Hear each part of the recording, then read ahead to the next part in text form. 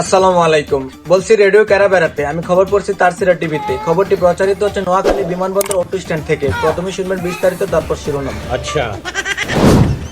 এদিকে আনোয়ার নামের জানোয়ার টিভির বিরুদ্ধে হ্যান্ডেল মারার প্রতিযোগিতার ঘোষণা করলেন ঘাটব্যাংকা দেলে এবং প্রতিবন্ধী মিরাজ আফ্রিদি। জানা যায় নিজ হাতে হ্যান্ডেল মারতে না পারায় ঘাটব্যাংকা দেলেকে ভাড়া করে নিয়ে আসে শুটার মিরাজ আফ্রিদি।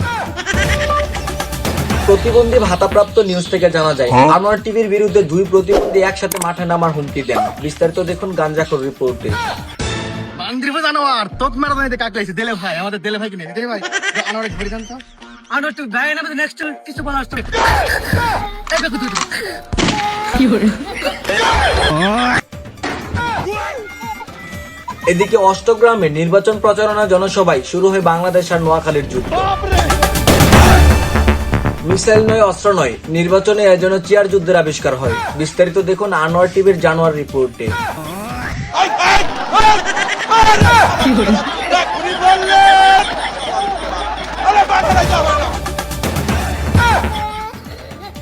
তো দর্শক, এতক্ষণ দেখছিলেন বাংলাদেশের সব লেওরা মার্কা খবর। ফিরছি পরবর্তীতে 12টা 99 মিনিটের নিউজে। ধন্যবাদ।